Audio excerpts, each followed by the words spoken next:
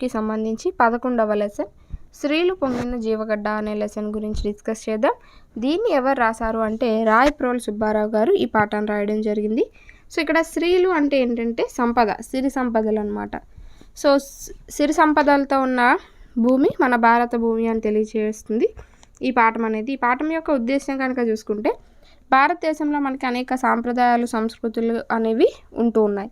అలాగే సిరి సంపదలకు కానీ పాడి పంటలకు ఎంతోమంది మహనీయులకు పుట్టినిల్లుగా భారతదేశాన్ని చెప్తూ ఉంటాం.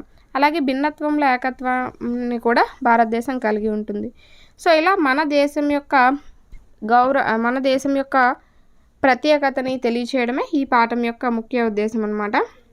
ఈ పాఠ్యభాగ వివరాలు కనుక చూసుకుంటే ఈ పాఠం అనేది గేయ ప్రక్రియకి చెందిందనమాట. గేయం అంటే ఏంటి? మాత్రా ఛందస్సులో ఉండి పాడుకోవడానికి రాగయుక్తంగా ఉండేదే గేయం కింద మనం చెప్పుకుంటూ ఉంటాం. సో ఈ గేయాన్ని రాయప్రోలు సుబ్బారావు గారు రాయడం జరిగింది. సో రాయప్రోలు సుబ్బారావు గారి కవి పరిచయం గురించి కనుక చూసుకుంటే ఇతను భావ కవిత్వానికి పేరెన్నికగన ఒక వ్యక్తిగా మనం చెప్పుకోవచ్చు ఈ రాయప్రోలు సుబ్బారావు గారిని. సో ఇతను గుంటూరు జిల్లా గార్లపాడు గ్రామంలో జన్మించారు. తృణకంకణం, స్నేహలత, స్వప్నకుమార, కష్టకమల, ఆంధ్రావళి, జడకుచ్చులు, వనమాల ఇలాంటి కావ్యాలని ఇతను రాయడం జరిగింది. అలాగే రమ్యాలోకం, మాధురి దర్శనం అనేవి లక్షణ గ్రంథాలు అన్నమాట. అలాగే అద్భుత వర్ణనలు, తెలుగుదనం, దేశభక్తి రాయప్రోలు కవిత్వంలో మనకి కనిపిస్తూ ఉంటాయి అన్నమాట. అంటే అద్భుతంగా వర్ణిస్తూ ఉంటారు. తెలుగుదనం అనేది ఉంటుంది, దేశభక్తి అనేది ఇతని యొక్క రచనల్లో కనిపిస్తూ ఉంటుంది అన్నమాట. సో మనకి లక్షణ గ్రంథాలు ఏవి అంటే రమ్యాలోకం, మాధురి దర్శనం. అలాగే కావ్యాలు ఏవి అంటే తృణకంకణం, స్నేహలత, స్వప్నకుమార్ ఇవన్నీ మనం కావ్యాల కింద చెప్పొచ్చు. సో ఇది మనకి కవిపరిచయానికి సంబంధించి. ప్రవేశిక కనుక చూసుకుంటే భారతదేశ సాంస్కృతిక వైభవం ప్రపంచ దేశాలకు తలమానికం అంటే అందరికీ తెలిసిందే. మన దైవిక వాంగ్మయం, ఉపనిషత్తులు సమాజానికి దివ్య మార్గదర్శకత్వం చేశాయి. భారతీయ చారిత్రక గాథలు, సాహితీ సంపద, కవిత్వం, నాట్య రీతులు అత్యంత ప్రసిద్ధికి ఎక్కాయి. భారతీయ చారిత్రక వారసత్వం మన దేశపు ఘనత ఎంత విశిష్టమైనవో ఈ పాఠం ద్వారా మనం తెలుసుకోవచ్చు అని చెప్తున్నారనమాట. స్త్రీలు పొంగిన జీవగడ్డై పాలు పారిన భాగ్యసీమై వరలనది ఈ భరతఖండం భక్తి పాడర తమ్ముడా. అంటే స్త్రీలు అంటే సంపద, సిరి సంపదలు పొంగుతున్న ఈ జీవగడ్డ అంటే జీవమున్న భూమిపైన పాలు పారిన భాగ్యసీమై. పాలు అంటే ఇక్కడ పాడి పంటలు అని వస్తుంది మనకి. సో పాడి పంటలకు కొలువై ఉన్న భాగ్యసీమ మన భారతదేశం. అలాంటి భారతదేశం కొరకు నువ్వు భక్తితో పాడాలి అని ఇక్కడ తమ్ముడా, చెల్లెలా అని భారతదేశ ప్రజల్ని కవి వర్ణించడం అయితే జరుగుతుందన్నమాట. సో సిరి సంపదలు కలిగిన జీవమున్న భూమి మన భారత భూమి, పాడి పంటలకి కొలువై ఉన్న భూమి భారత భూమి. అలాంటి భారత భూమి కొరకు నువ్వు భక్తితో పాడాలి తమ్ముడా అని చెప్పి కవి వర్ణిస్తున్నారనమాట.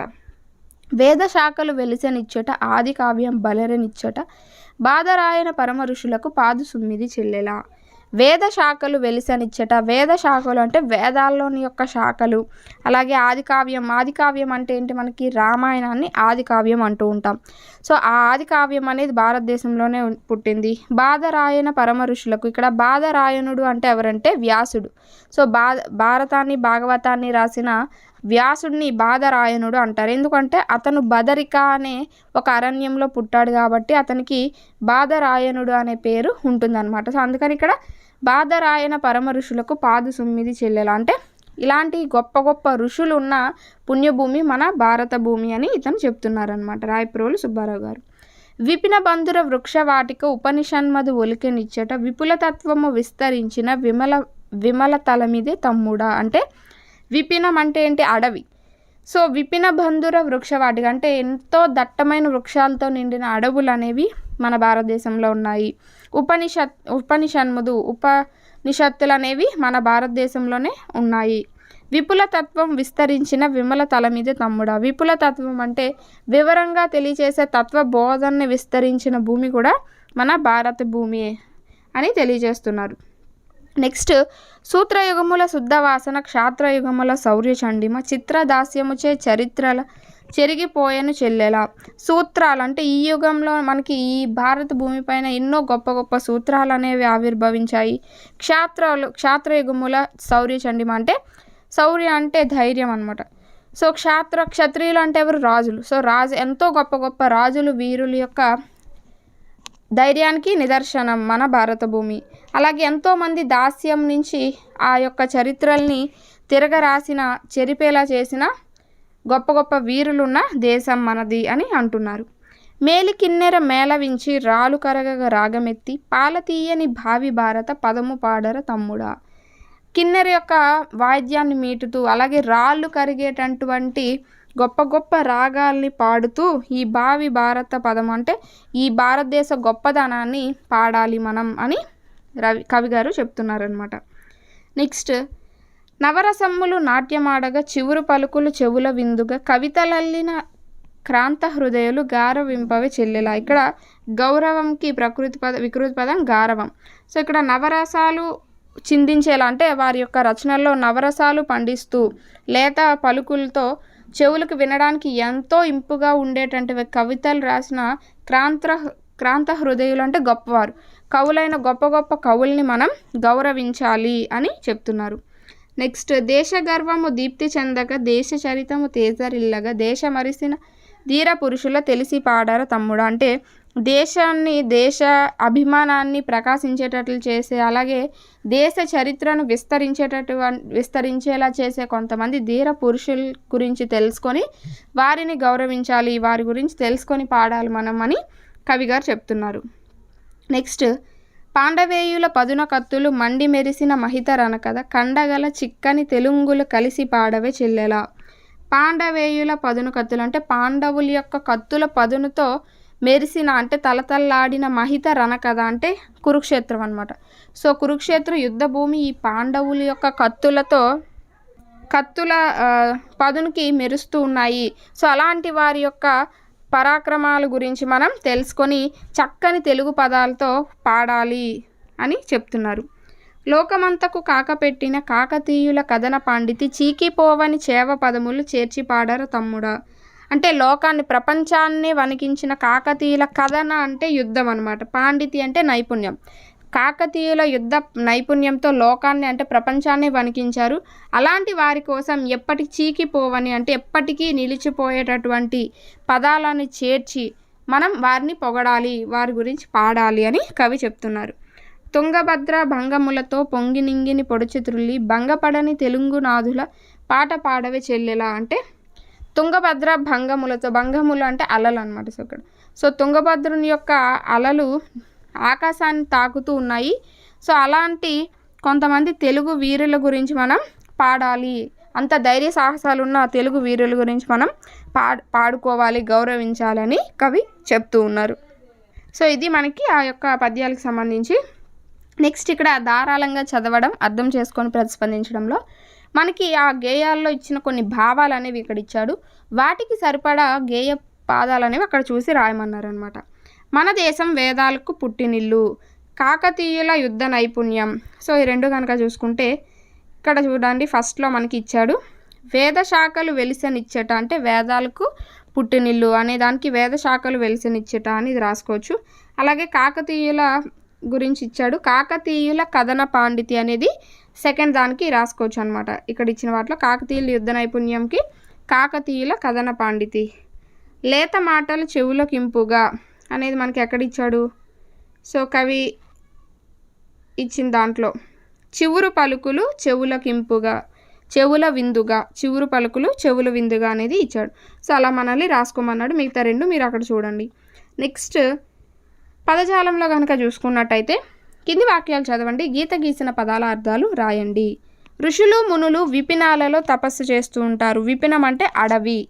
మనమందరం భూతలం మీద నివసిస్తున్నామంటే పైభాగం, భూమి పైభాగం. ఉగాది పచ్చడి 6 రుచుల మేళవింపు, కలగలుపు అని రాసుకోవచ్చు. అలాగే మధువు, మధువు అంటే తేనె, తేనెటీగలు మధువుని ఇస్తాయి అంటే తేనెను ఇస్తాయి. నెక్స్ట్, క్రింది వాక్యాల్లో గీత గీసిన పదాలకు సమాన అర్థాన్ని ఇచ్చే పదాలను గేయం నుంచి తీసి రాయండి అన్నాడు. సో సంపదలు అంటే స్త్రీలు, ఫస్టే మనం చెప్పుకున్నాం. సంపదలు అంటే స్త్రీలు. బానిసత్వం అంటే దాస్యము. గొప్పవారు క్రాంత హృదయులు, కవుల గురించి చెప్పిన చరణంలో మనకు వచ్చింది. కాంత హృదయులు గొప్పవారు. వేడిగా అంటే సెగ అని రాసుకోవచ్చు. సో ఈ విధంగా మనం రాసుకోవచ్చు. నెక్స్ట్ కింది వాక్యాల్లో ఒకే అర్థాన్ని ఇచ్చే పదాలు ఉన్నాయి, వాటిని గుర్తించండి, రాయండి అన్నాడు. విపినాలలో క్రూర జంతువులు ఉంటాయి, ఆ అరణ్యాలలో మునులు నివసిస్తారు. సో ఇక్కడ విపినం అరణ్యం. ఈ ధరణిలో ఎందరో వీరులు జన్మించారు. ఈ నేల మీద పుట్టిన ప్రతివారు పౌరుషవంతులే. సో ధరణి నేల.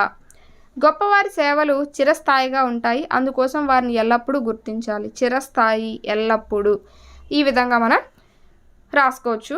నెక్స్ట్ భాషను గురించి తెలుసుకుందాంలో మనకి కొన్ని వాక్యాలు ఇచ్చాడు. ప్రీవియస్ లెసన్స్లో మనం కొన్ని ప్రశ్నార్థక, ఆశ్చర్యార్థక, అలాగే విద్యార్థక వాక్యాల గురించి డిస్కస్ చేసాం.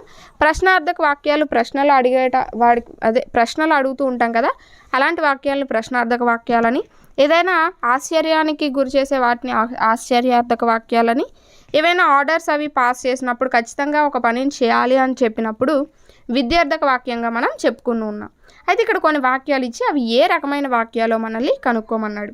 ఈ శిల్పం ఎంత అందంగా ఉందో, సో ఇక్కడ ఈ శిల్పం ఎంత అందంగా ఉన్నదో, సో ఇక్కడ మనకి ఆశ్చర్యార్థక వాక్యం చివరిన ఆశ్చర్యార్థక గుర్తు అనేది ఉంటుంది.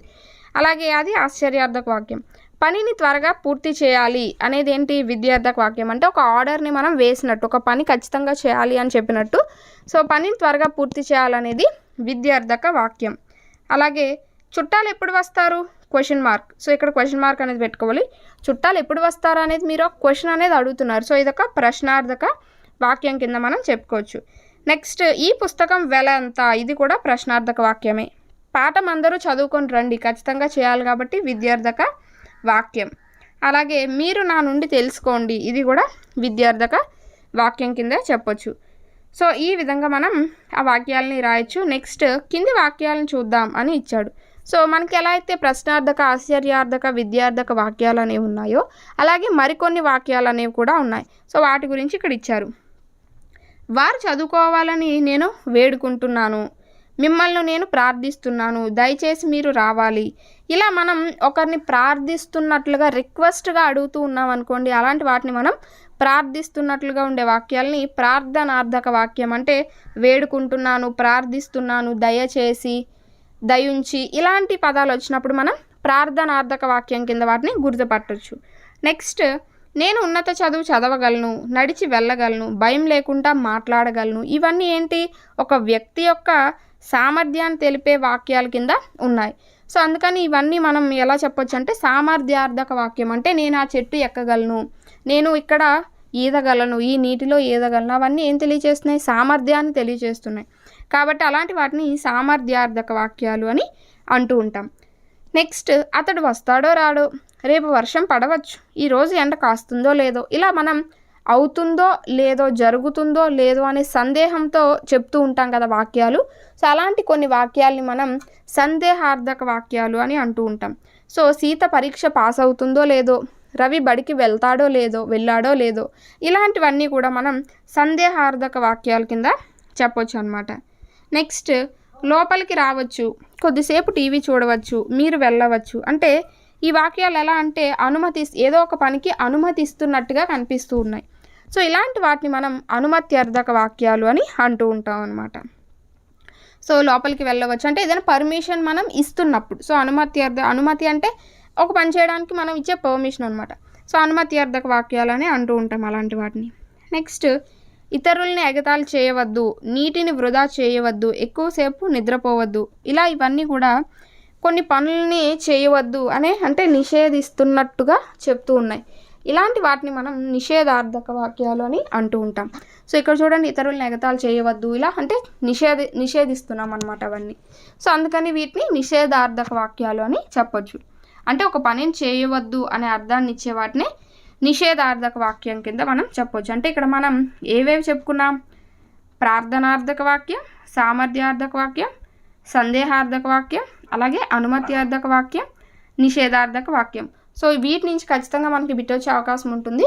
సో ఇవి మనకి వాక్యాలకి సంబంధించి చాలా ఈజీగా ఉంటుంది కొంచెం సో ఇక్కడ మనకి కింది కొన్ని వాక్యాలు అనేవి ఇచ్చి అవసరమైన చోట విరామ చిహ్నాలు అనేవి ఉంచి అవి ఏ రకమైన వాక్యాలో మనల్ని కనుక్కోమన్నాడు. అట్లా అనుకోకండి అనేది ఏంటి? నిషేధార్థక వాక్యం. సో మీరు అలా అనుకోవద్దు అని. సో ఇది నిషేధార్థక వాక్యం. నేను చెప్పింది విన్నారో లేదో. సో ఇది సందేహార్థక వాక్యం. ఈ సంవత్సరం వర్షాలు పడతాయో లేదో. సో ఈ సంవత్సరం వర్షాలు పడతాయో లేదో అనేది కూడా సందేహార్థక వాక్యం. మీరు ఎప్పుడైనా రావచ్చు అనేది అనుమతి అర్థక వాక్యం. అనుమతి ఇస్తున్నట్టుగా ఉంది కదా. అనుమతి లేకుండా లోనికి రావద్దు, ఇదొక నిషేధార్థక వాక్యం. మీరు భోజనానికి వెళ్ళవచ్చు, ఇది అనుమతి అర్థక వాక్యం. అబ్బా ఎంత వర్షం కురిసింది, ఇది ఆశ్చర్యార్థక వాక్యం. మనసు పెట్టి వినండి అంటే ఒక ఆర్డర్ వేసినట్టు, మనసు పెట్టి వినండి అని అన్నట్టు, అంటే ఇదొక విద్యార్థక వాక్యం. సో ఈ విధంగా మనం రాసుకోవచ్చు అనమాట. ఇవి వాక్యాలకు సంబంధించి. నెక్స్ట్ ఇందులో ఉన్న చదవండి తెలుసుకోండిలో మనం గర్వించదగ్గ తెలంగాణ బిడ్డ కెప్టెన్ విజయ రఘునందన్ రావు అనే అతని గురించి డిస్కస్ చేద్దాం. సో ఇతను పాకిస్తాన్ దురాక్రమణకు సంబంధించి యుద్ధం జరుగుతున్నప్పుడు అక్కడ పోరాడుతూ ప్రాణాలు విడిచిన ఒక అమరవీరుడు కింద చెప్పుకోవచ్చు ఈ కెప్టెన్ విజయ రఘునందన్ రావుని. ఇతను రాజన్ జిల్లా బోనాల్ గ్రామంలో జన్మించి బోనాల కూచగిరిరావు శ్రీమతి కాంతమ్మ దంపతులకు 1939 8వ నెల 5వ తారీఖున ఇతను జన్మించారు. ఇతని బాల్యం అలాగే ప్రాథమిక విద్యాభ్యాసం అంతా కూడా అతని యొక్క ఊర్లో జరిగింది. తర్వాత ఉన్నత విద్య కోసం హైదరాబాద్కి వెళ్ళారు. అక్కడ చాదర్ఘాట్ ఉన్నత పాఠశాలలో గణితంలో డిస్టింక్షన్లో మెట్రికులేషన్ అనేది ప్రథమ శ్రేణిలో పాస్ అవ్వడం అనేది జరిగింది. నిజాం కాలేజీలో ఇంటర్మీడియట్, ఉస్మానియా యూనివర్సిటీలో ఎల్ఎల్బి చదివి మంచి మార్కులతో ఉత్తీర్ణుడయ్యాడు అనమాట. అయితే చిన్నప్పటి నుంచి ఇతనికి దేశ సేవ చేయాలనే ఒక కోరిక ఉండేది. అందుకోసం ఇంటర్లో ఉన్నప్పుడే ఎన్సీసీలో చేరి మంచి క్యాడెట్గా అలాగే రైఫిల్ మ్యాన్గా కూడా గుర్తింపు పొందాడు అనమాట. ఆ తర్వాత విద్య అంతా పూర్తయిపోగానే 1962లో జరిగిన జాయింట్ సర్వీసింగ్ వింగ్ నిర్వహించిన పరీక్షలో ఎంపిక అయ్యి అంటే ఉత్తీర్ణత అనేది సాధించి దక్షిణ భారతదేశంలోనే ఫస్ట్ అనేది వచ్చాడనమాట. ఇతను 2వ లెఫ్టినెంట్ సైన్యంలో చేరి నియమించబడ్డాడు. పర్వత ప్రాంతాల్లోని అలాగే ఎంతో కఠినమైన అరణ్యాల్లో శిక్షణ పొంది యుద్ధ వ్యూహంలో అయితే ఆరితేరాడు బాగా. అలాగే ఆ తర్వాత మిలిటరీ ఇంటెలిజెన్స్లో కూడా శిక్షణ పొందాడు అనమాట. తర్వాత కెప్టెన్గా పదోన్నతి అనేది సాధించారు. అయితే ఇది ఇలా ఉండగా కొన్ని రోజుల కోసం అంటే ఇదంతా అయిపోయిన తర్వాత కొన్ని రోజులు విశ్రాంతి కోసం పూణేలో ఉన్నాడు అనమాట. అప్పుడు కొన్ని రోజుల్లోనే ఈ ఇండియన్ ప్రభుత్వం నుంచి ఒక లెటర్ అనేది వస్తుందన్నమాట. అందరూ సెలవులు అనేవి ముగించుకొని మళ్ళీ విధుల్లోకి చేరాలి, ఎందుకంటే పాకిస్తాన్ దురాక్రమణ అనేది జరుగుతుంది, అక్కడ యుద్ధం అనేది ప్రారంభించాలి కాశ్మీర్లో అని ఒక లెటర్ రాగానే ఇతను మళ్ళీ వెళ్ళి యుద్ధంలో పాల్గొంటాడనమాట. కాశ్మీర్ని ఆక్రమించుకోవడానికి పాకిస్తాన్ యుద్ధం చేస్తుంది. దాన్ని తరిమి కొట్టడానికి భారత సైనికులు కూడా యుద్ధాన్ని అనేది ప్రారంభిస్తారు. ఆ యొక్క సైనిక దళానికి ఈ రఘునందన్ రావు గారు నాయకత్వం వహిస్తూ ఉంటారనమాట. అతను ఒక సింహంలో ముందుండి ఈ సైన్యాన్ని అంతటిని కూడా వెనక నుంచి నడిపిస్తూ ఉంటారనమాట. ఎంతో భయంకరంగా యుద్ధం జరుగుతుంది. ఎంతోమంది పాకిస్తాన్ సైనికుల్ని చంపేసి తరిమి కొడతారనమాట. అయితే చివరికి ఒక తుపాకీ గుండె అనేది ఈ రఘునందన్ రావు గుండెల్లో తలలో వెళ్ళిపోతుంది అనమాట. సో తలలో వెళ్ళిపోయి అతను చనిపోతూ ఉంటారు. సో అతను చనిపోతున్నప్పుడు కూడా అతని యొక్క బాధ్యతలు అనేవి ఇంకొక ఆఫీసర్కి అప్పగించి అతను పడిపోతాడు. అది సెప్టెంబర్ 1965 సెప్టెంబర్ 17వ తారీఖున అనమాట. సో సెప్టెంబర్ 21వ తారీఖున ఆయన దహన సంస్కారాలు అనేవి జరిగాయి. సో ఇతని యొక్క గుర్తుగా కరీంనగర్లో మిషన్ హాస్పిటల్ రోడ్డుకు ఇతని యొక్క పేరు అనేది పెట్టడం కూడా జరిగింది. అలాగే భారత ప్రభుత్వం వీర చక్ర అవార్డు అనేది ఇచ్చి కూడా గౌరవించడం జరిగిందనమాట. సిరిసిల్ల బోనాల గ్రామాల మధ్య విజయనగరం పేరుతో ఒక నూతన గ్రామం అనేది ఏర్పడింది. ఈయన శాశ్వత నివాళులు అర్పించడానికి కరీంనగర్లో స్ఫూర్తి అనే స్వచ్ఛంద సంస్థను ఏర్పరిచి సమాజహిత కార్యక్రమాలు అనేవి ఇక్కడ ఈ సంస్థ ద్వారా నిర్వహిస్తూ ఉంటారనమాట. అంత గొప్ప వ్యక్తి మనకి ఈ కెప్టెన్ విజయ రఘునందన్ రావు అనే గారికి సంబంధించి. సో ఇది లెసన్కి సంబంధించి. నెక్స్ట్ వీడియోలో మనం రాణి శంకరమ్మ అనే లెసన్ గురించి డిస్కస్ చేద్దాం. Thanks for watching.